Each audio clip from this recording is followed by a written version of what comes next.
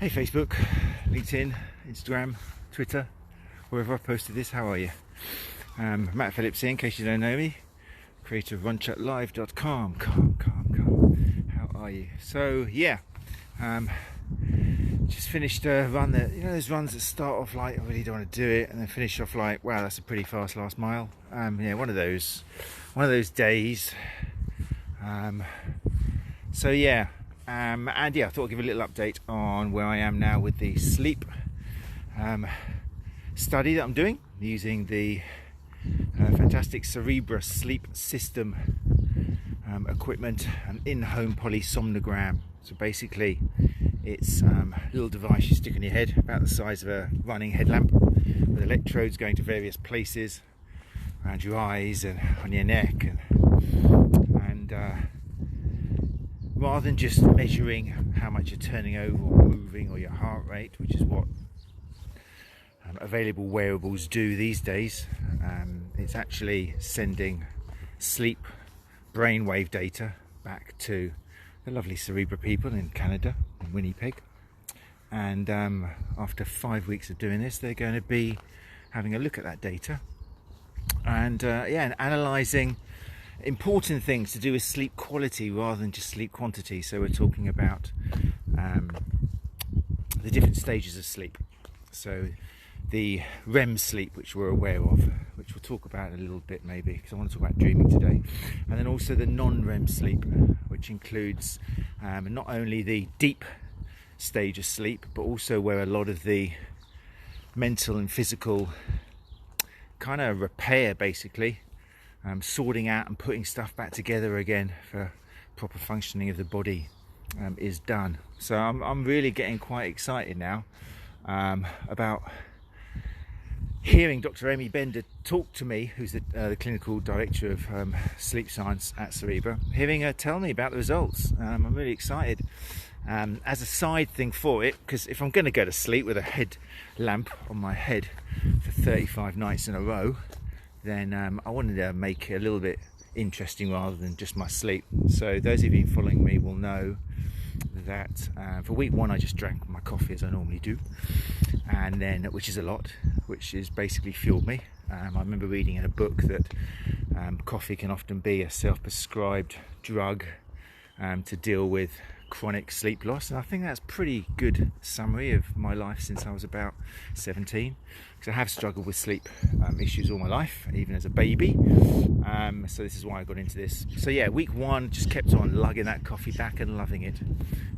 Week 2 and 3 I suddenly stopped coffee. I put up with the headaches, went cold turkey straight away, because that's how long it takes to get most caffeine out of your system. And then week 4 and 5 continue the data, sending the brain pattern activity back to the people at Cerebra to see whether having no caffeine in my system, how much it affected the quality of my sleep as well as the quantity, because obviously we're measuring everything. In case you're watching this and you haven't kind of caught up what's going on, if you want to read all about it, then go to RunChatLive.com. But essentially my nights involve this, and my morning. So I stick all the gear on, which is very simple, I must admit. I mean, the joy of this is you're getting quality information which normally you'd only get from a laboratory, and the problem with a laboratory is it's renowned to interfere with the quality of a test, because you're not sleeping in your own home. It's uncomfortable, it's unfamiliar, and if you look into sleep, then the brain is aware of this. The brain's very aware of the surroundings. This is why we don't normally sleep well in a new place, in a different home or a hotel sometimes. Sometimes we do, but often it's not, because the brain's aware of this. The brain's clever, it's a brain. So the joy of this is it's an in-home polysomnogram, so you can sleep in your own bed, used to the same smells, temperature, surroundings. It's giving a really accurate feedback, and keeping all the other factors as consistent as possible. So anyway, I'm in week 5 now. So I've had no coffee in my system for 3 weeks, and it's the final week. How much of a factor is caffeine going to be for me? Oh man, it's so difficult. I mean, I appreciated before, but I really appreciate now how difficult research is, because there's so many factors. You know what? Without reciting them all off to you half term, I mean, that just screwed everything up. A week off work with kids at home is enough to change everything, isn't it, as far as sleep goes, and the kind of what you're doing at daytime. Not only that, but during half term, 2 members of my family got COVID. Okay, so that obviously disrupted sleep and daytime activity.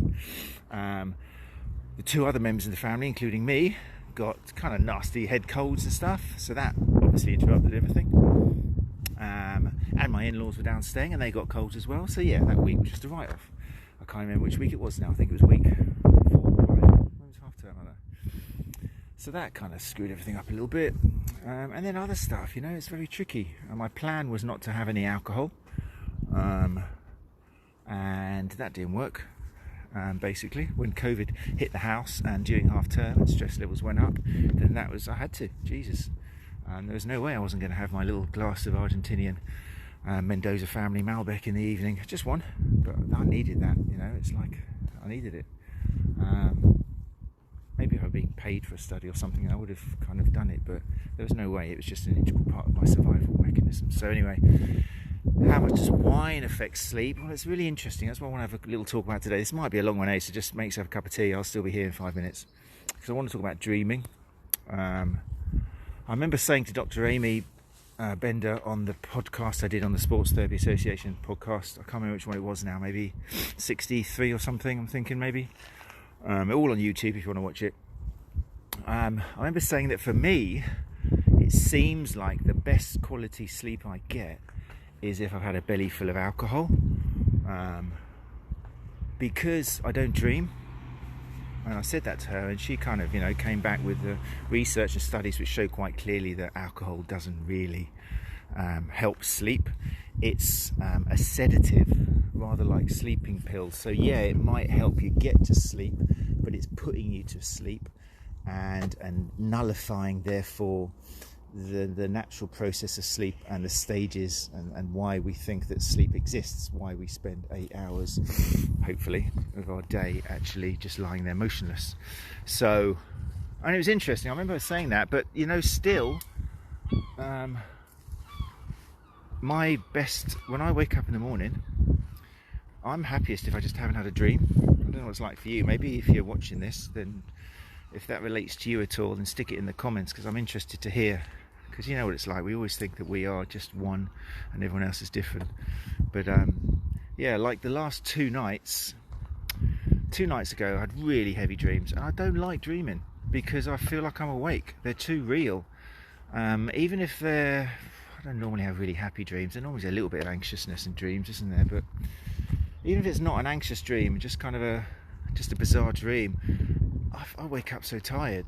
You know, often I'll wake up and I don't even know whether that dream was real or not, and I'll take me a moment to think, oh, it's okay, that's okay, I haven't had a tattoo put all over my face, or I haven't cut off my little toes to fit into ballet shoes, or whatever the ridiculous dream involved.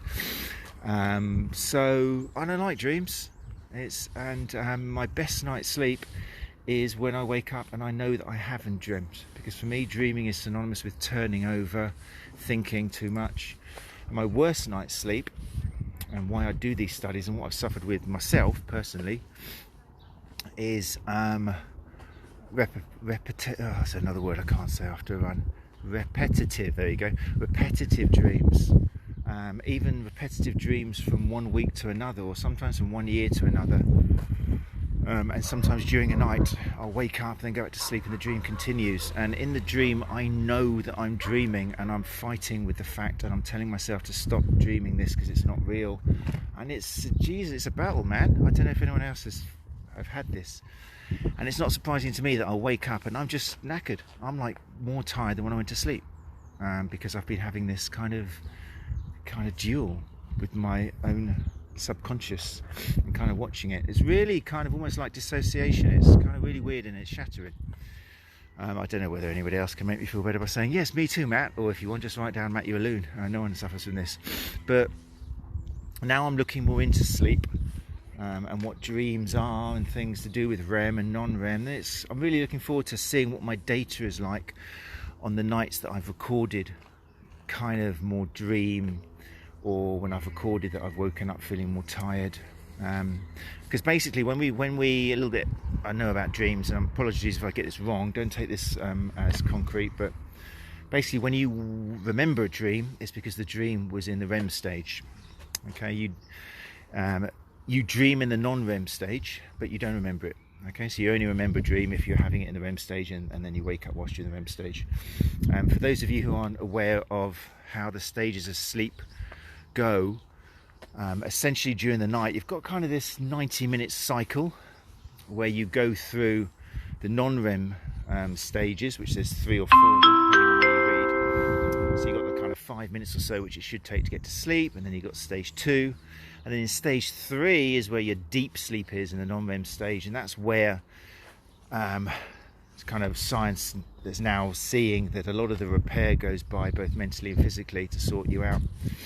And interestingly, a lot of that happens in the first 5 hours of your sleep. So although it cycles every 90 minutes, in the first 5 hours there's more non-REM sleep than REM sleep. The kind of proportions change as you get into the hours of the night. Towards the end of after 5 hours, then you're still at these 90-minute cycles, but there's more relative you spend more time relatively in the REM stage, which is the dreaming, the rapid eye movement, where the brain waves are actually, when you look at them, pretty similar to when we're awake. It's fascinating looking into it, and if you're looking for somewhere to slip into and kind of disappear, then sleep studies and sleep science is fascinating.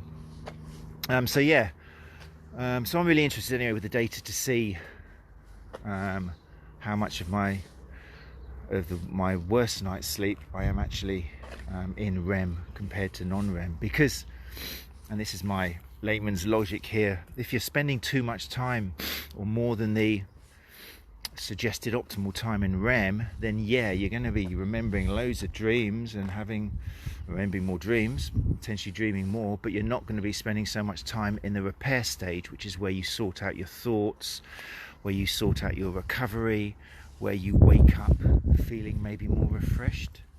And that's something I've got to chat through with the specialists I'm going to speak to in April. Which, by the way, if you're still listening, then if you're interested in sleep, then do please put April aside and join us every Tuesday in April at 8 o'clock UK time on the Sports Therapy Association podcast, because that's where every single Tuesday in April I'll be talking to sleep specialists from around the world.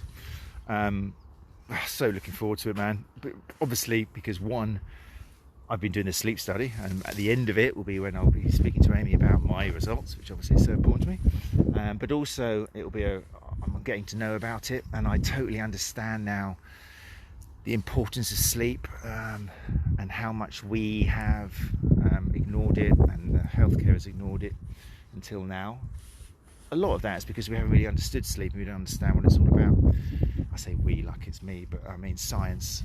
But there's thanks to improvements in technology and some great minds getting together and more research. There needs to be more research, because of more research that's been done on particularly on sleep deprivating people and seeing what the effect on them is.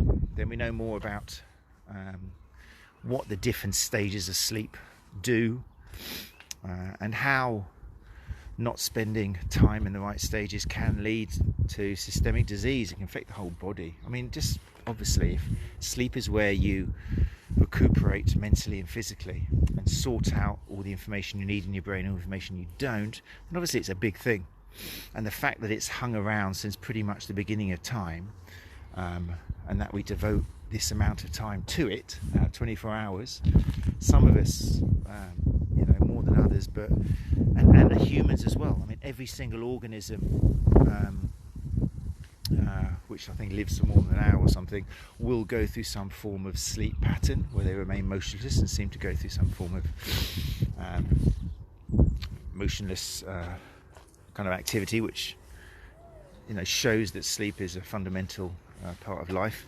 And I was reading something the other day kind of suggesting that maybe actually life started with sleep. Not a very popular hypothesis, but it kind of shows how important sleep is. It's a bit like chicken or the egg. We may well have started in a sleep state, and then life came after that because we were able to wake up and actually had energy to do stuff. Pretty amazing, eh? It's not as big as the bird one that I mentioned the other day. I mean, I've got to repeat that. No, I won't repeat it. Yes, I will. Birds, for example, they dream. Birds and nearly all mammals, apart from the mammals that sleep, that swim, they've got kind of other things to to concentrate on, like moving in the water and stuff. So, but birds, they dream, and they use this kind of dual hemisphere thing, where half of the brain will sleep at a time and the other half stays alert to watch out for danger, and then they can swap the size of the brain over, which is just amazing. But if they're in a group, then rather than all of them doing this and all of them keeping guard, I'm just trying to see if I can see one now, but if you see a telegraph pole with a wire over it, and you got a row of like 14 birds or something, then the ones at the end, the one on the flanks on the left and right, they are actually keeping one side of their brain open, the opposite side to the eye, and then that eye stays open, and it's because the half of the brain is awake and it's looking out for danger, and that's happening on both flanks. And the ones in the middle can actually have a kip because they don't have to watch out for danger. And then what happens is the birds on the end, after a certain period of time, they turn around like so, and then the other half of the brain goes to sleep and the other eye opens, so they kind of get a chance to rest both halves of their brain. Isn't that just ridiculous? That's just been my highlight of my month, actually, the sleep study, just reading that. It's crazy. And then you go into other animals, and you know, like brown bats sleeping for 19 hours of 24, and why they do that. And yes, it's fascinating. But anyway, I think that's probably enough for today, isn't it? But yeah, I hope my enthusiasm has generated something in you. If you're a therapist, then yeah, watch out, because sleep is going to be very topical subject to think about when you're looking after people, especially if you're looking after athletes in recovery. I mean, it has been up to now, but not enough. People like Dr. Amy Bender, who's worked with national teams, international teams, athletic teams, sleep and performance, and there's a lot of research that goes into that. And one of the episodes we do in April on the Sports Therapy Association podcast will be about sleep and performance. But I think just every day, it's pretty much an epidemic which has gone unassessed. You know, doctors aren't really looking at sleep enough, or quality of sleep, and linking it with cardiovascular disease, with diabetes, with Alzheimer's. That's a big one. So yeah, join us in April if you're a therapist, and watch out for a few questions we should be asking clients and a few bits of advice. And again, just linking ourselves to a wider circle of healthcare professionals, so we can send people out to colleagues and say, look, go and chat with this person, and then they'll send people back to us when they think that you've got some skills which their patients could do with. So yeah, it's a big thing. Anyway, I'm just going to have a little look through in case there were any questions. Just saying shout out and hi to Leonard, good lad, how you doing? Jojo, hey, good to see you, Jojo, hope you're well. John Grindod is here. Hi John. Hi Cara Gregory, hope you're doing well. Karen, how are you? Karen Kaz Harris. I think there's something down here. Oh, Anne Cochrane. Hey Anne, how you doing? You right? Anne says, more tired than when I went to sleep. You stole my quote of past weeks, just back from run myself. Yeah, you know, I mean, that's my life story. I mean, it's not all about me, but I wake up unless it's a rare occasion when I wake up naturally, and that normally, I'm a night owl, so I mean, for me, the best way for me to sleep is go to sleep around 12 or 1 o'clock in the morning, and then wake up around 9 or 10 in the morning. It's just my natural cycle. It's for me, I'm a night owl, and 10% or so of the population do kind of fall into that category, and I think it's because of evolutionary kind of selection, as in part of the population of a tribe, for example, can look after the rest of the tribe while they're sleeping. That's why people have different sleep cycles. But yeah, no, I wake up every morning, as you do, because society says before 7 o'clock or 7:30, and I'm not in a good place, because I wake up in the wrong time for me, and I lie there and I have to literally think of a good reason to get up. After 10 minutes or so, normally after shower, after seeing some sunlight, which is what they recommend for people who do get forced to wake up outside of their normal time zone, then yeah, I feel fine, I can get on with the day. But that first moment I wake up, I do not feel refreshed. And it's quite interesting, because I have to fill out this questionnaire every morning and every evening with the questions about sort of this sort of stuff, quality and quantity, and how do you wake up and stuff. And I never wake up good in the mornings unless I do manage to go to sleep at 12:30, 1 o'clock, normally after doing some stuff I like. I love the evenings, they're so quiet and everyone else is asleep. All my life I've worked in the evenings. Well, not now, but growing up I was in casinos, I was in nightclub security, I was in restaurants, it was always a nighttime thing where I'd work all night. Sometimes I worked in 7-Elevens and things when I was younger, and then go to bed about 7 in the morning. Happy for me. It just fits my zone, which is something else we'll talk about in the on the podcast in April, about how society really is kind of screwing a lot of people up because it's forcing us to live outside of our natural time zones. It's just and if you do have to live in someone else's kind of time, then there's things you can do. Anyway, I always wake up worse than when I went to sleep. I have to force myself to go to sleep even though I'm pretty awake, and I have to get up when I don't want to get up, so that's why I'm doing all this. I'm just checking there's no one else there. Hey Daniel, how you doing? Hope you're well. Well done Daniel on getting back into your park runs. Good to read, mate. Hope you're feeling better for it. Right, that's about it. I better get back home. So, take care of each other. I got about, like I say, last week. I'll do 1 or 2 more of these, and then it's waiting until April, until all the results come in. So I hope you're well. Head over to runchatlive.com if you're interested. I haven't done another update, a written update, but there's loads of other stuff there as well. So I do recommend you go over there. There's a lot of stuff you can see for free. There is a premium cost if you want to get into all of the articles and stuff. And there's a runner's guide course there as well. But if you haven't been there for a while, go and have a little look. It's about 10 years old or something now. I did start off as sport injury map back in the day, probably about 15 years ago or something. But Run Chat Live, go and have a look. Right, beautiful day, I'm back home. Take care, see you later.